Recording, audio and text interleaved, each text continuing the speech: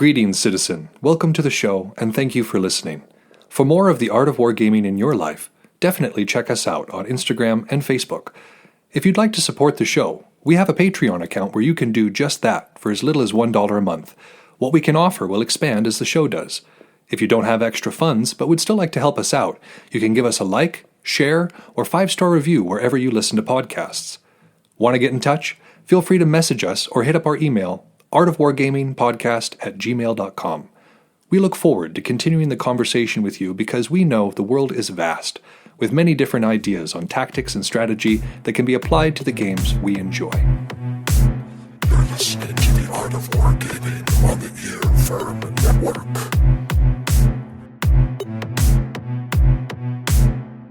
On War.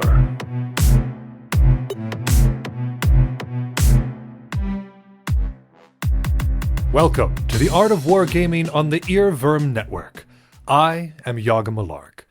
It is wonderful to be speaking to you again after, a couple of months at this point.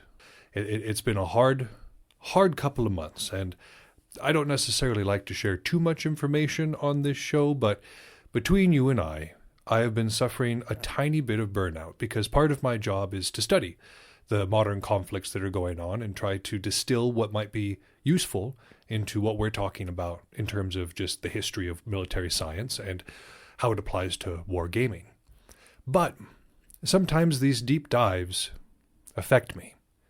And I have found a lot of personal struggle in the study of the war in Gaza at the moment, what is occurring in Sudan and Ethiopia, and in many other places around the world. Ukraine, of course, as well. And in a lot of ways, this overwhelmed me a little bit.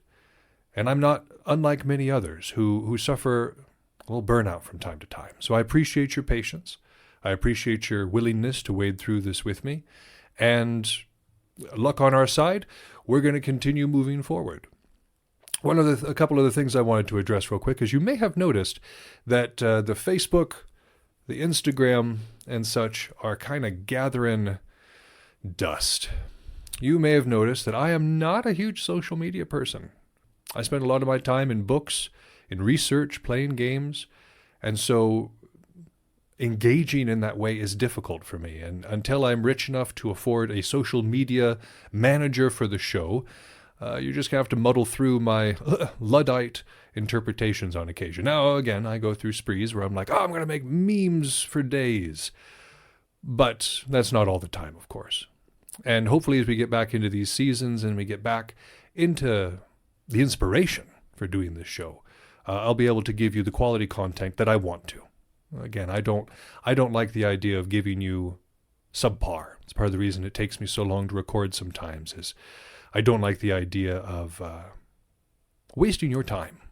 Your time is precious to you, and it's precious to me too. So, yeah, but I'm glad you're here. And I do have to say that I have an admiration for those social media folks who post daily, like that Dennis guy that I was talking about. Every day. When he's sick, when there's stuff going on, the man is posting every single day. You have to admire his commitment to his craft. And a lot of these folks who you might see on YouTube or popping up more frequently, they're people who can post constantly about their material. And it makes it very interesting. And there's a lot of really good stuff out there. I've got a few different YouTube channels I follow that provide very good factual information that isn't really biased or agendaed. And they kind of explain a lot of what's going on in the world. Because obviously I'm not on the ground in the Sudan. I don't understand play-by-play what's happening there. And so it helps to have folks who can access those archives, who can really share that. So there's good stuff out there. You just have to make sure that you're not going after anything with a bias or an agenda. Be careful of people telling you what to think. One other piece of news before I delve into this last section on the defense of rivers and streams is that I have decided to move away from the knights a little bit. As some of you may know from listening in the past, I have been playing Chaos Knights and Imperial Knights because they are ones that are decent for my back. I'm becoming an old man at this point, and it helps to have a large army. And by large army, I mean large models and very few of them. That being said, A lot of the people I've been playing recently have been, if I win, there's always this almost kind of like a slight, like, I would have done better if you weren't playing knights. Or I don't know how to build against knights. And while that may be true, it sucks to hear that game after game after game of people just complaining about the army that you want to bring. So when it comes to tournaments and stuff, yeah, I'm going to still bring knights. But when it comes to playing with my friends, I'm going to be transitioning over to Votann a little bit, because space dwarves, guys, I mean, not just space dwarves. Space dwarves. They're awesome. And they're large models. They're rounded, so when I'm shaken really bad, I don't have to worry about stabbing myself like I did on Demons or on Genestealer Cult. And, the lore's cool, and you don't have to have a huge amount of them to make it work. So that's nice. And so I'm going to be talking a little bit more about that probably in the upcoming months, the building and the playing process of Votann. I do enjoy playing the knights, but I don't enjoy people complaining about it. And while, yes, I know that flies in the face of kind of the point of this show, which is to win, and the idea is to find the strategies that do win, I know how to win with the knights. And I know how to do so in a way that doesn't necessarily make it fun, because at the end of the day, we're also playing games. We're also playing games with our friends, and as much as I don't like hearing them complaining, part of that is because I want them to have a good time with me. I want people to sit down and have a good game, and they walk away feeling good, even whether they won or whether they lost. What's unimportant, because what matters is the game, that time spent with one another. So when it comes to that, I don't like the feel bads. So I'm going to get myself an army that still doesn't stress my body out as much as Imperial Guard, for instance. Well, yeah. So let's get into it and talk for the first time in a long time about the concept of defense of rivers and streams.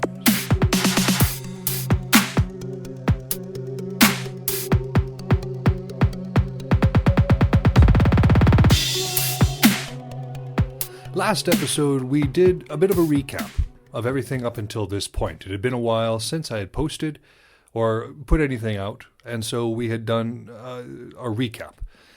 I don't want to do that again. I know that we've had a break here for a couple of months, but I also know that you have the ability to hit that little back button and go and listen to it. So instead of boring all of us with another recap episode, let's do the smallest of recaps, which is to say, a defensive battle is not wholly defensive. Fortresses offered protection and a sphere of influence. There's a massive difference between defensive and unassailable positions. That is going to come up in today's conversation as well. And the fact that defensive mountains and mountain fighting in general throws most of the theories of war out the window. All the stuff that is applicable in other areas, forget about it in the mountains. In fact, probably do the exact opposite, because the mountains don't make sense in terms of conventional warfare. And rivers and streams are kind of the same. They also have their own rules for crossing and for fortifying. So I know that this doesn't have a huge amount of draw on the kind of wargaming we do, not on so much 40k or Belagarth or any other forms of physical or intellectual wargaming. I just thought that this was really cool information, and so I wanted to get it out. For the rest of the Clausewitz, we're probably just going to be condensing and looking for the stuff that is specifically applicable to what we do. I've been enjoying this deep dive of Clausewitz, but I think I went too deep, and I need to come up for air. This section, part of the reason it took me so long to come out with this episode is that this section was thick. Those of you reading along at home, and perhaps those of you taking notes at home, will notice that this particular section gives you subnotes to your subnotes to your subnotes. There's a lot of considerations here. It's a complicated field of study, this idea of combat and the defense of rivers and streams and using them to our advantage and to hinder our opponents. There's an art form to it. As you can see right now, if you were to turn on the news or check out Denny's, at this exact moment, I don't know, if you're listening somewhere in the future, I don't know if it's still the case, but in Krinky, which is to say on the southern front in the Ukraine, we have a perfect example of some of the principles that we're about to study in action. So if you want to see something like that going on, look at Krinky and you can, again, see where these are important. where this is happening. When we're dealing with rivers and streams, we have a couple of different considerations to have in mind. First are the forms of our defense, and the second are the degrees of that defense as well. The forms of our defense are absolute defense, demonstration of resistance, and relative resistance, all of which we're going to go into, like what they mean and how they interplay with each other. And when we talk about the degrees of defense, we have direct defense, indirect means, and unassailable opposing positions. Some of these terms are going to be familiar to those of us who have been studying Clausewitz for a while. So let's talk about this first one and how it kind of applies when we're looking at the forms of defense, the absolute defense. Now, absolute defense means preventing passage completely of the opposing army. We don't want them to cross, period. Now, this requires a large river with very clear limits. And by clear limits, I mean perhaps one side terminates at the sea or a dam or a ravine of some sort, and the other one comes down from the mountains. But you need a clear front, not just a forever zone, but a clear front. The breadth of the river is important as well. If we're mounting an absolute defense, we want to make sure we can see them coming. We want to make sure that we can prepare our positions. And so a large river is good for that because it makes it so that they are out in the open when they're crossing. They're not going to be able to get there quickly. There's not a bunch of islands that they can hit. There's not things that they can hide behind. They're in the open. And so if we've got our absolute defense, our direct defense going on here, we want to make sure that we have the best vision for that defense as possible. And that also means that the means of passage are important. How are they going to be getting across? Are we in a well-forested region where they can easily cut down timber, or is that something they're going to have to bring in from somewhere else? That's also a consideration, because if they've got to bring it from somewhere else, that slows them down and maybe makes it so they have to come across staggered, which is good. And so when we're picking our site for an absolute defense of a river, the size of that river, the means of passage, and then, of course, the strength of our army makes the most difference. Now, you would think that the strength of the opponent's army would be one of the main deciding factors, but that's not true here. Our army is crucial to this particular form of defense because absolute defense is everything. We're trying to cover every avenue of passage. We're trying to make sure that there is nowhere in this particular stretch of river that our opponent can land. And to do that, we have to have an adequately sized force.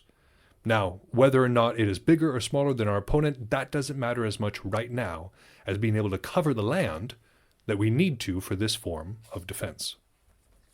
And so the river matters. The peculiarities of the river matter. There's an idea that he goes into here called the ponts d'appui, I think is what it is. I could have looked it up beforehand, but I wanted to butcher some French for you guys first. And that's the limits on the length. We need the sea or the neutral territory that I was talking about, and this area cannot exceed what we can effectively occupy. Not all areas are equally suited for crossing. For instance, if we have roads running parallel or interior, settlements, or islands, this makes a big difference in terms of how this river is going to operate and how it's going to control and dictate our defenses. The islands are important because they are significant and can give redirection. It can be something you can hide behind. If you've got artillery that can be set up on it, that's another area that can be bombed in from there. And so if we occupy the islands, that's another thing. If we use them to expand our own sphere of influence, if our army is big enough to do so, well, then the islands are not a bad thing at all anymore. That gives us more areas to interfere with what our opponent is doing. And those roads running parallel to the river, that's important because that means that we can ferry supplies or men or supplies and men or orders or whatever we need to back and forth across it. So that frontage road basically is extremely important, or an ability to do so. We don't want to just be coming ashore and being like, all right, it is really rocky, it is really hilly, and we're going to have a hard time moving laterally here. No, we want to make sure that we can move. So these parallel roads are the most useful. They can support against other landings, and they work to disrupt our opponent as well. So the river does matter. The whole point of this is to prevent the enemy landing at all. By the way, I don't think I went into that at the very beginning of this, but the point of an absolute defense is to prevent the enemy from landing, period. No foothold, no chance to establish themselves. And so at that point, we're also removing the means of crossing. If the fortification of tributaries is important so that they can't just find a small creek or a smaller river to come up and then hit us there. Making sure that the fortresses are well equipped and are in good positions in terms of the rest of our military to support one another. And then to make sure that the reliance on local timber is what we had talked about earlier. We don't want to have a huge forest on that side if we can help it, because then they've got boats. So when we're looking at this particular form of defense, this absolute defense, you will not find anything in history with an absolute victory or a decisive victory in this particular type of battle. Or at least rarely. I should never say never, because human history is diverse, and of course there are instances of this particular form of defense leading to the defeat of an opposing army, and to the end of a war, no doubt. But usually, this isn't going to be the case. This is, however, a great speed bump. A great something that the opponent has to work around to meet their objectives. And it doesn't have to be an aggressive one. This is different than trying to defend across a field or defend across in a forest. A nice, flat, big river. There's no cover. There's nowhere to be. And so this absolute defense can work out better because we know where our opponent is. We know where they can land. And it stops their momentum. It keeps it so they have to check and do something else. And you see, again, the Ukraine do this. When they fall back, when the Ukrainian army falls back across the river, they're quick to reinforce it. And not permanently reinforce it. Like you can see there, especially right now, there's been some backwards movement as the Russians have been having this massive push forward. But as they fall back, they fortify the rivers, hold as long as they can, and then pull back when they need to. And what this does, again, it doesn't defeat the opposing army. It doesn't defeat the Russian army, but it does give the rest of the Ukrainian army time to react, time to do something else. And so this defense of rivers, while microcosmically may not seem that big of a deal, when we're dealing with the larger theater of war, it can be the difference between life and death. It can be the difference between victory and defeat. And lastly, on this idea of absolute defense, we had touched on the idea of the strength of the defender's army, and it must be large enough to adequately defend the whole section. And because of the way that this is working, because of the openness of this particular water and how visible everything needs to be for an absolute defense to work, feints are not really useful because our opponent knows exactly where we are. And so trying to deceive them in this particular way isn't something that you do with this style of defense. That's not what it's about. What it's about is saying not here, because we have an even and obvious dispersal of troops that we can react with. And so we go back then to this concept we have discussed previously, which is the idea of being unassailable. The defensive position says, come at me. I want to fight a battle on defensive grounds. I have the preparation to do this. An unassailable position says, go away. Not here.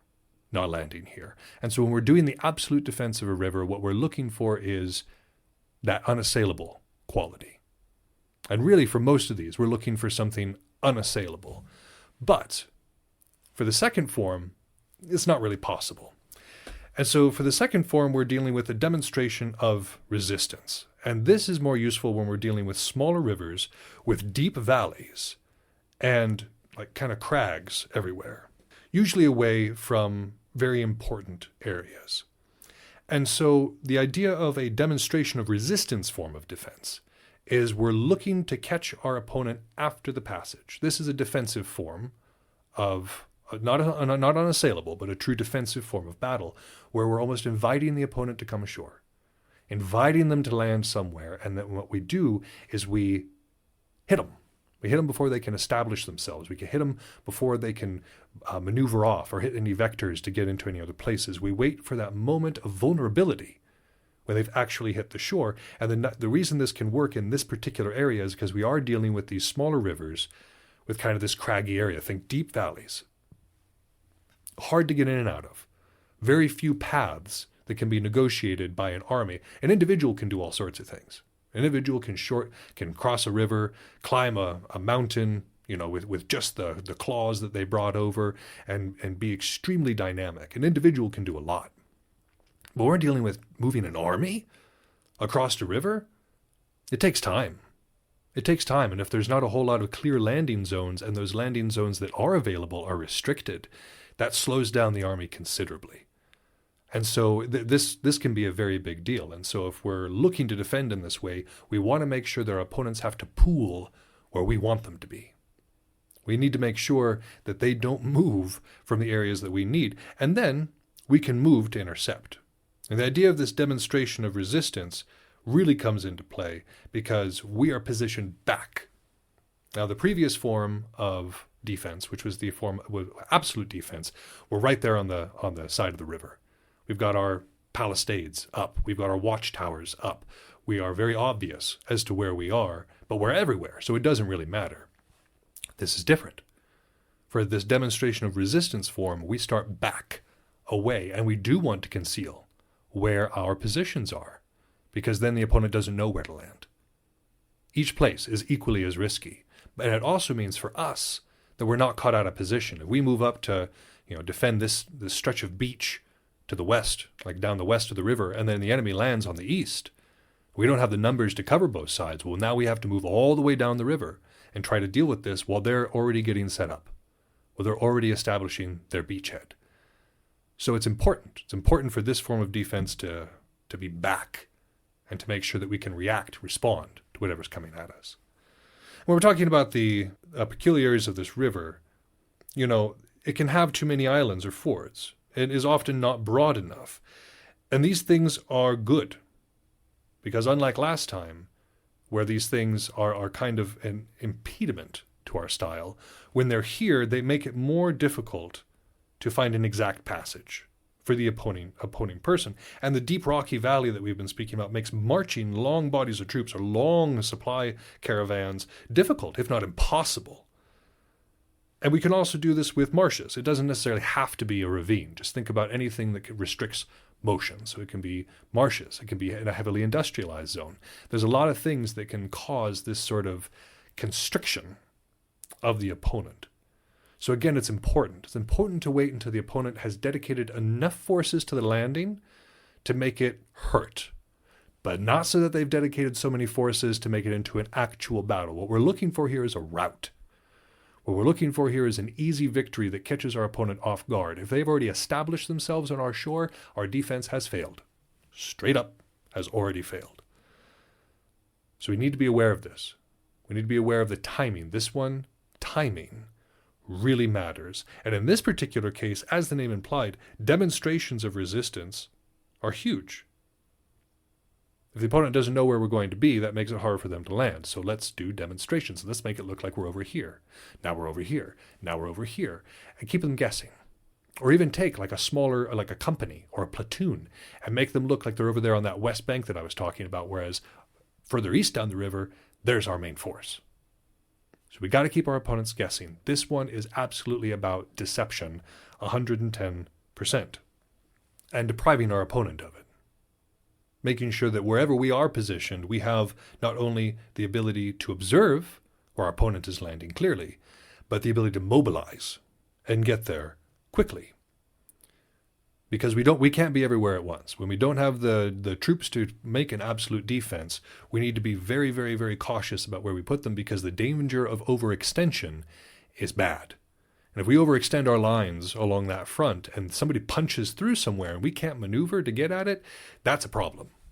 That's a serious problem. So if we're dealing with smaller numbers in our army and a more kind of craggy or varied, dangerous terrain with a smaller river, this is what we're looking for. We're kind of looking for a demonstration of resistance.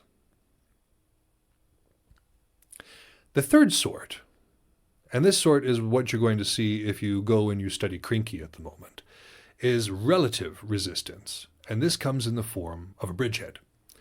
The Ukrainian army has crossed the Dnieper River in the south and has set up fortifications near Krinky. Now, on that side, there is a parallel road running along the river there. And so when they established the original beachhead, they were able to do so and spread it very quickly. Because even though there were a bunch of marshes in the area, they were able to access main roads and use them to their advantage. Now they're using the marshes to their advantage, and it become extremely hard to dislodge. The Russians are having a heck of a time dislodging them. But this efficacy comes from the danger posed to those lines of command, those lines of defense, those lines of command, control, supply. The fact that we are able to establish this bridgehead is an interruption and a disruption to our opponent's plans, to where they're going with everything that they're supposed to do. And so this is best done with a large river as well. Kind of the opposite of what we were dealing with the defense, we're now dealing on the other side, where we're moving to the other side, to the opponent's side of the river.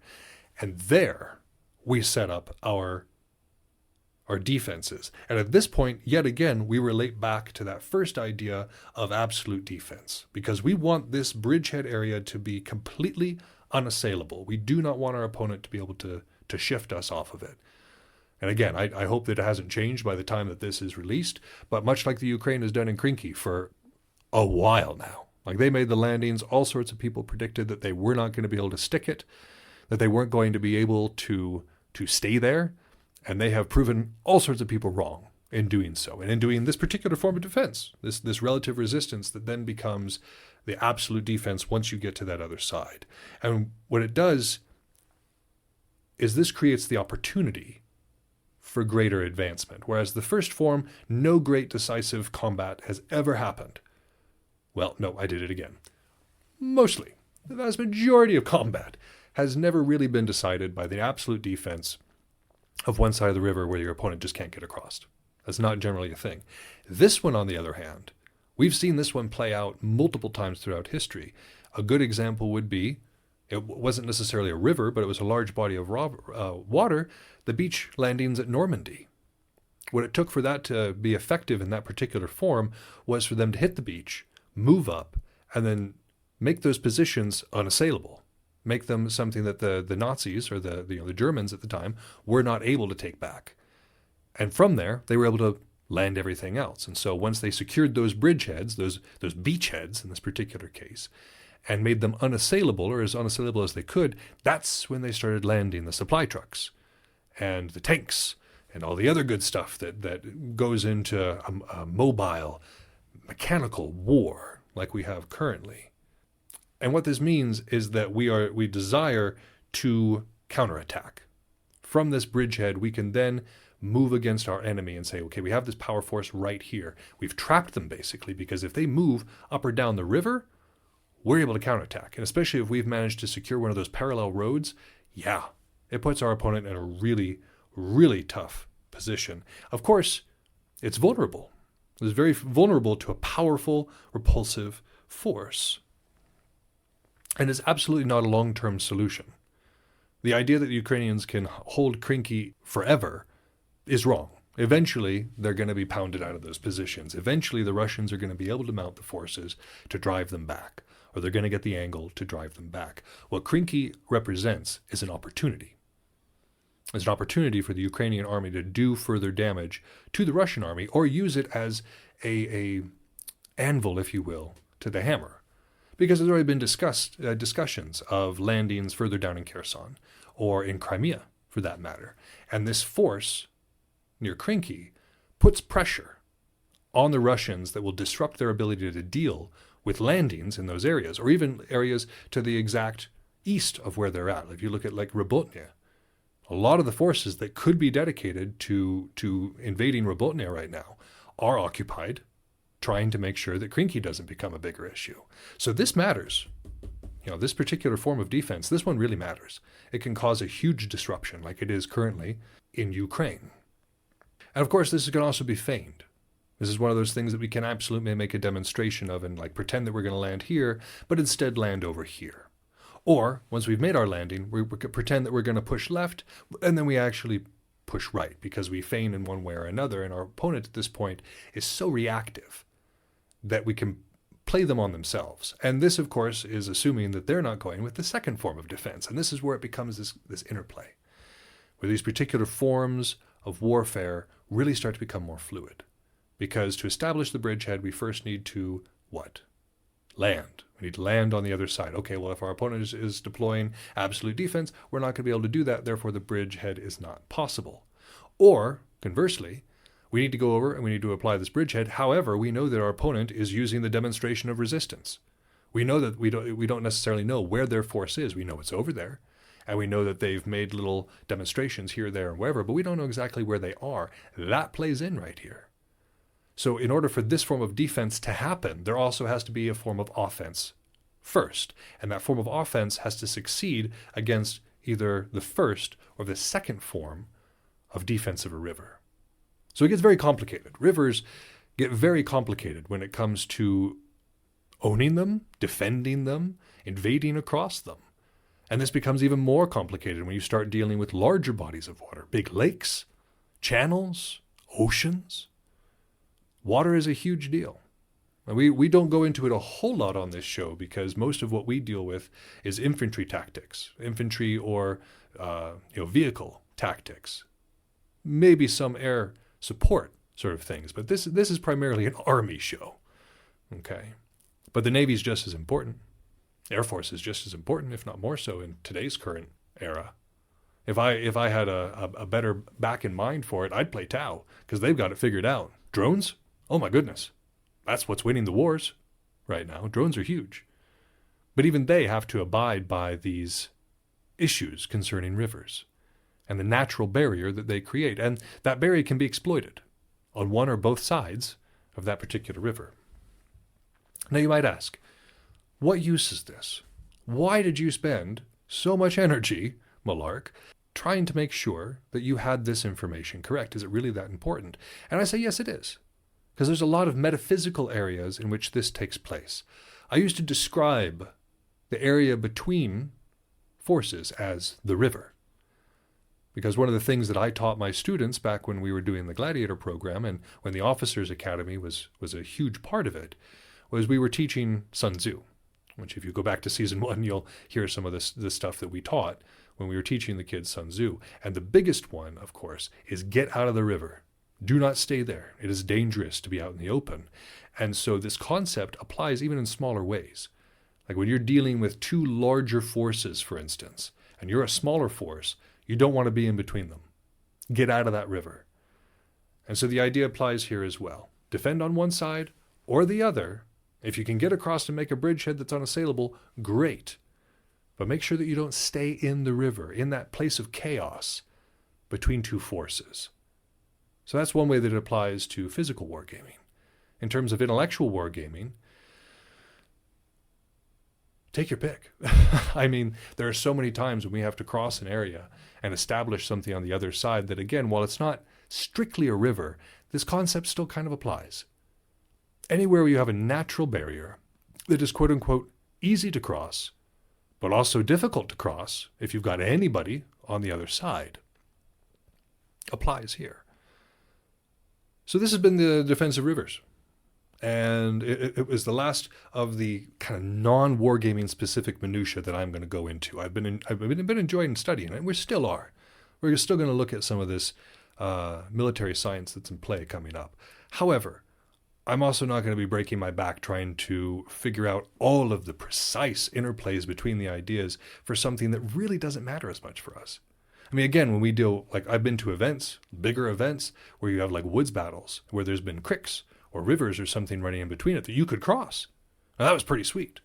But again, we're not dealing with a river where you have to have boats and there's that time to get across and reassemble the army before moving on. There are, again, similarities, but it's not the exact same situation. But I appreciate you sticking around and hearing a little bit about the defense of rivers. I did enjoy this, and I really do appreciate, I guess, the example that is being made in Krinky of these concepts. So again, I would absolutely go and encourage you to look at that, or in particular what has been happening around, what is it? Right now it is February 26th where I'm at, and currently the Krinky situation is ongoing. So go check it out and see some of these concepts in motion. But with that, I think it's about time to call it quits for the day. I've very much enjoyed being back. I'm hoping to continue to post regularly again. If anybody wants to be an unpaid intern and do some social media stuff, I am more than willing to offload some of that responsibility. But until that time, thank you so much as always for listening. That's our show. Thank you so much for listening. If you haven't had enough of the art of wargaming in your life, you can find us on Facebook and Instagram, where I occasionally post funny and educational memes. If you want to get in touch with the show directly, you can email us at artofwargamingpodcast@gmail.com with any questions, comments, or concerns that you might have. Also be sure to check out all of our sister shows on the Earworm Network, including General Nerdery, Word Balloons, Fried Squirms, and more. We're working hard on having something for everyone. And again, you can find those at earworm.com. That's EARVVYRM. You can also find that in the show notes. But for now, this has been Yaga Malark, signing off.